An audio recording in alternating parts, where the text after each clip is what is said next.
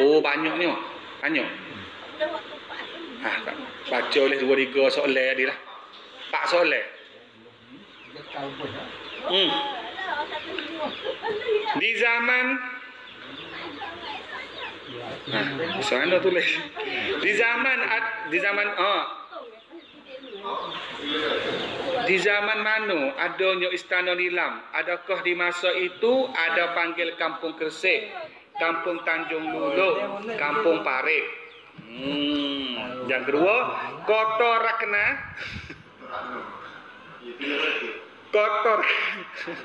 Kota Rano di Noci itu kan?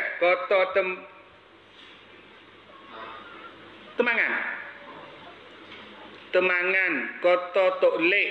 3 kota ini di zaman mana? Oh, di Malaysia kenapa orang panggil Sungai Patani? Kenapa Lim Konio letak sebelah barat Masjid Kersik? Oh, ni jawab dah tadi ni. Jadi cerita seolah kita tanya semuanya sebenarnya dia duduk dalam isi ni lagi ni. Belakang-belakang tak siapa lagi. Tapi nak jawab dengan secara ringkas dengan cepat. Raja hidup situ di pantai ini. Dekat pantai ini ada kampung nama Pok Tani. Lepas tu kampung sebelah lain tu dia tak nama pula Kersik. Kersik tu bermaknanya pantai yang putih bersih. Jadi pantai yang putih bersih makna dia serupa dengan nama Tanjung Luluk. Sebab Luluk tu bahasa Arab. Dia seperti Tanjung. Lepas tu dia nama Luluk tu bahasa Arab. Luluk tu maknanya Kersik dah. Luluk seperti permata, luluk kelik.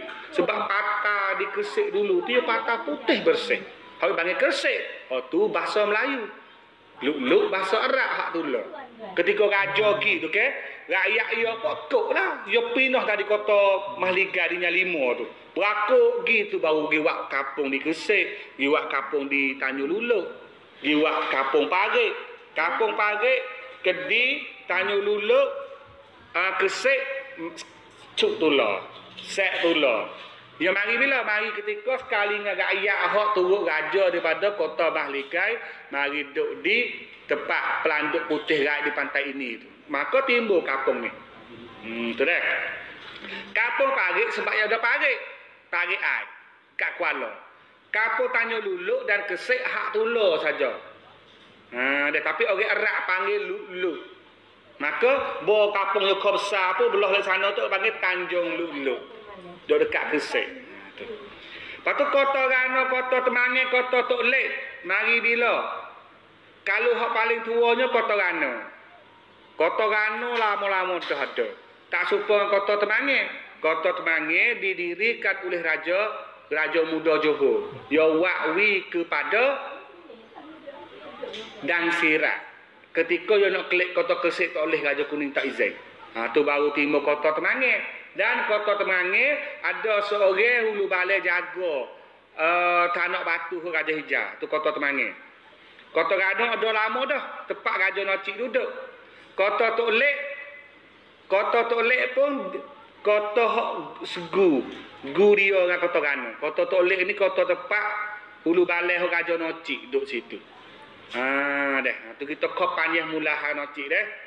Hak sakut dengan Nocik belakang ni malaikat kota Temangan. Hak sakut dengan Raja Muda Johor, Jamin Raja Kuning. Kota Rano, kota Tolek, hak Raja Nocik.